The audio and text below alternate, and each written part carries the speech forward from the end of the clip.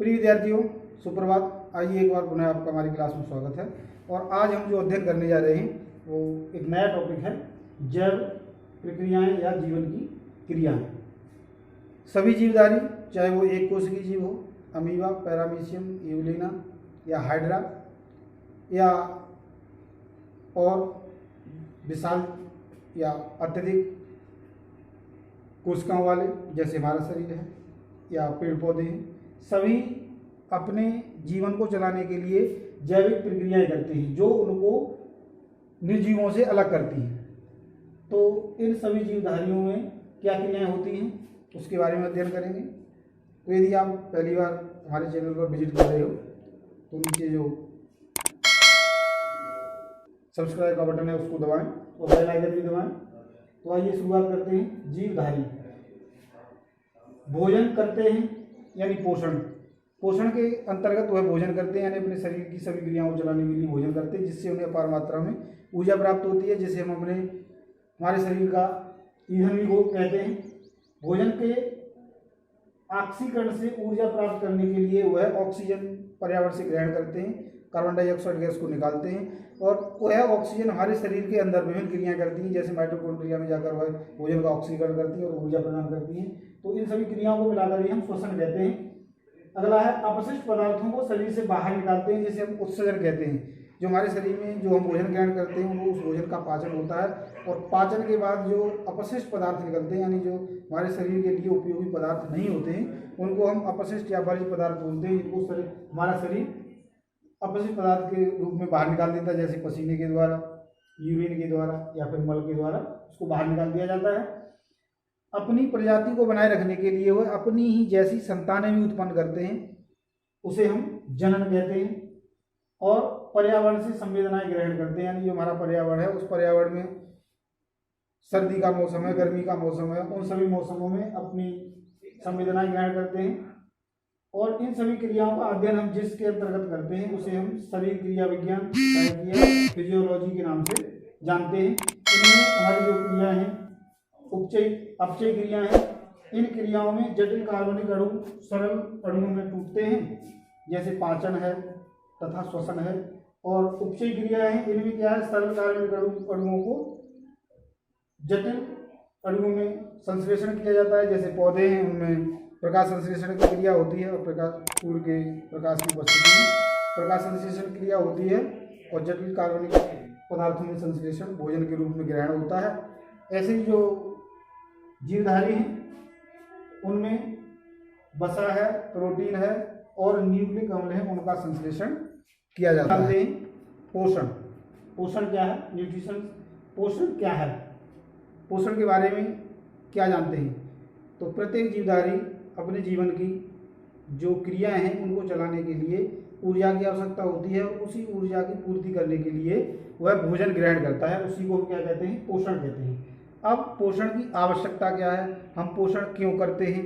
तो पोषण की आवश्यकता के लिए हम यही कहेंगे कि हमारे जीवन की सभी प्रकार की जो क्रियाएं, जैसे बोल रहे हैं हम, कोई काम कर रहे हैं, उन सभी क्रियाओं को हमें ऊर्जा की आवश्यकता होती है, और वह ऊर्जा हमें भोजन से प्राप्त होती है, और इसलिए हमें भोजन की आवश्यकता होती है। दूसरा है, जब हम भोजन करते हैं तो भोजन करने से जो हमें ऊर्जा मिलती है या विभिन्न प्रकार के पोषक तत्व उसमें होते हैं, उनसे हमारे शरीर में नई नई कोशिकाओं का निर्माण होता है, और उन नई नई कोशिकाओं के निर्माण से हमारा शरीर है वह ग्रोथ करता है, वृद्धि करता है, और यह अलग अलग आय के व्यक्तियों को अलग अलग प्रकार के पोषक तत्वों की आवश्यकता होती है।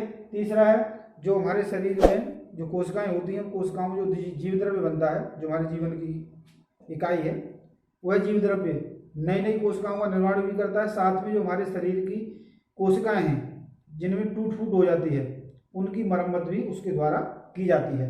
अब हम देखते हैं पोषक तत्व क्या होते हैं।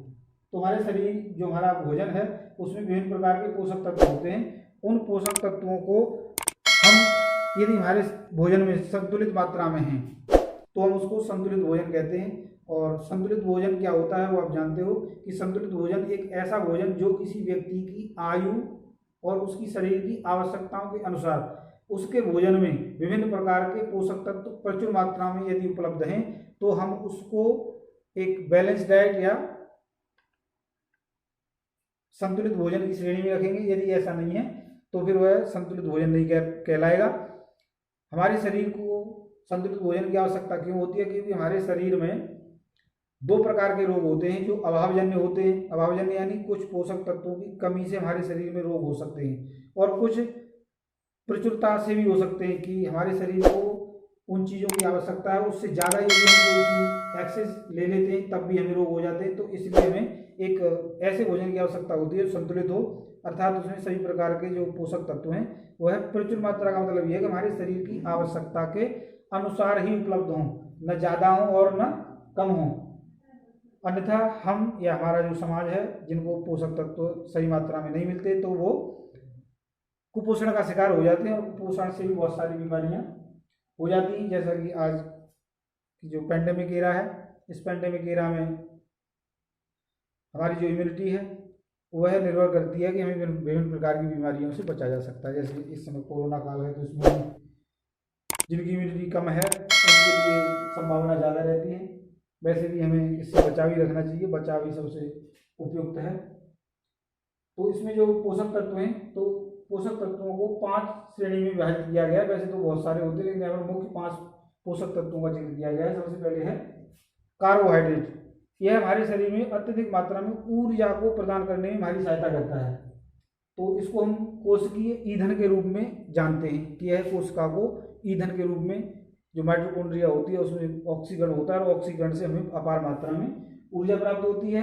और कार्बोहाइड्रेट जो है वो कार्बन, हाइड्रोजन और ऑक्सीजन के संयोग से मिलकर बने होते हैं, लेकिन इसमें जो ऑक्सीजन है उसकी मात्रा अपेक्षाकृत कम होती है।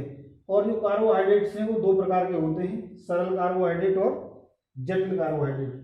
तो सरल कार्बोहाइड्रेट्स में जैसे ग्लूकोज है, फ्रक्टोज है और लैक्टोज है, ये हमें गन्ना, चुकंदर, खजूर आदि में पाए जाते हैं। और जो जटिल कार्बोहाइड्रेट हैं वो मंड के रूप में जैसे आलू, चावल, अरबी, मक्का तथा साबूदाना आदि में पाए जाते हैं, जो सरल जटिल कार्बोहाइड्रेट हैं।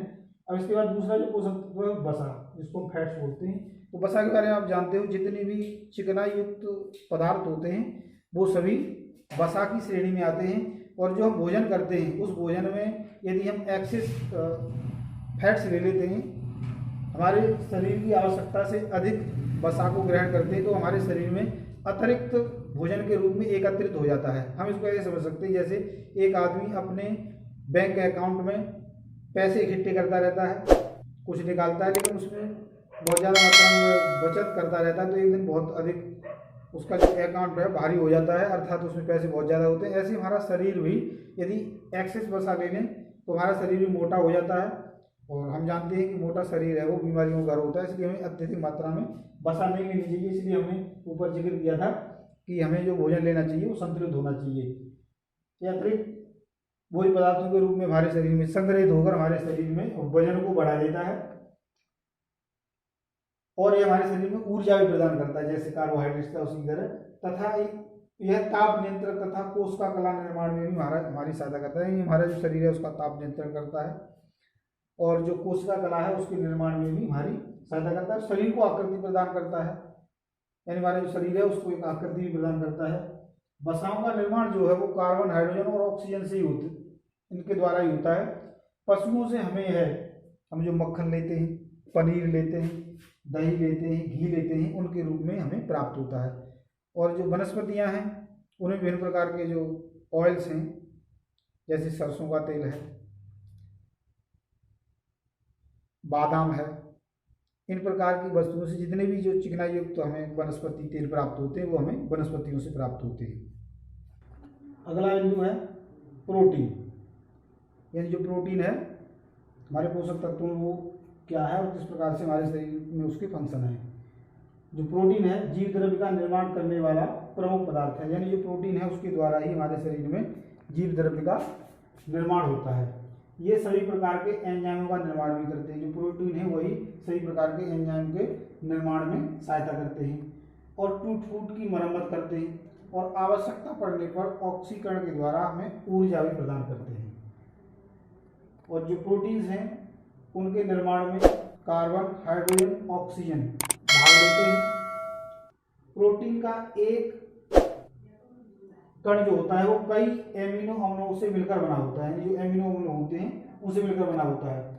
जंतुओं में प्रोटीन के जो स्रोत हैं, मांस है, मछली, अंडा, पनीर, ये हमें जंतुओं से प्राप्त होते हैं। और वनस्पतियों में दाल, मूंगफली, बादाम आदि से हमें प्रोटीन प्रचुर मात्रा में मिल जाती है। अब अगला बिंदु है जो विटामिन। जो विटामिन है वो हमारे शरीर की इम्यूनिटी को बढ़ाते हैं या प्रतिरक्षी पावर हमें प्रदान करते हैं। ये जटिल पदार्थ हैं जो शरीर की प्रतिरक्षा प्रदान करते हैं, यानी इम्यूनिटी को बढ़ाते हैं, यानी हमारे शरीर को एक ऐसा सुरक्षा कवच प्रदान करते हैं जो विभिन्न प्रकार की बीमारियों से हमें लड़ने में सक्षम बनाता है। इनकी कमी से अपूर्णता रोग हो जाते हैं, यानी इनकी कमी से हमें बहुत विभिन्न प्रकार के रोग हो जाते हैं, जैसे विटामिन ए है उसकी कमी से रतौंधी रोग हो जाता है। इसी प्रकार से अन्य बहुत सारी विटामिन हैं, उसके बारे में हम अगले वीडियो में डिस्कस करेंगे। सभी प्रकार की जो विटामिन है उनसे, उनकी कमी से क्या रोग होते हैं, अधिकता से क्या रोग होते हैं, अगले वीडियो में डिस्कस करेंगे। तो जो और इनको हम वृद्धि कारक भी कहते हैं, यानी यही हमारे शरीर में वृद्धि भी करते हैं। विटामिन मुख्यतः दो प्रकार के होते हैं, एक है जल में अघुलनशील विटामिन है, जैसे विटामिन बी और सी है। दूसरा है वसा में घुलनशील विटामिन है, वो विटामिन ए, डी, ई और ई, ये दो प्रकार के विटामिन होते हैं। आगे है जल तथा खनिज लवण। जल जो है वो हम जानते हैं कि तरल पदार्थ है, सार्वत्रिक विलायक है, तो हमारे शरीर में बहुत महत्वपूर्ण भूमिका निभाता है। हमारे शरीर में जो विभिन्न प्रकार के पोषक तत्व हैं उनके परिवहन में भूमिका निभाता है और हमारे शरीर को एक बहुत ही महत्वपूर्ण भाग प्रदान करता है। और जो खनिज लवण हैं, खनिज लवण शरीर के विभिन्न अंगों के निर्माण में सहायता करते हैं, जैसे दांत तथा हड्डियां हैं, उनके लिए हमें कैल्शियम और फास्फोरस की आवश्यकता होती है। जब कभी देखते हैं कि हमारे शरीर में दंत क्षय हो जाता है, यानी दांत थोड़े से झड़ने लगते हैं, टूटने लगते हैं, तो उसमें इसका मतलब यह है कि हमारे शरीर में कैल्शियम की कमी है। हीमोग्लोबिन है, आयोडीन है और लोहा है, इससे थायोक्सिन का निर्माण होता है। हीमोग्लोबिन की कमी से भी रोग हो जाते हैं, अरक्तता हो जाती है, जिसे हम एनीमिया कहते हैं। तो आज हमने हमारा जो भोजन है, भोजन के पोषक तत्व हैं और हमारे जीवन की जो क्रियाएं हैं उसके बारे में जाना। कल हम जो विभिन्न प्रकार की विटामिन है, सभी ए टू जेड सभी विटामिनों के स्रोत, उनकी कमियों से होने वाले रोग के बारे में जानेंगे। तो आज के लिए इतना ही।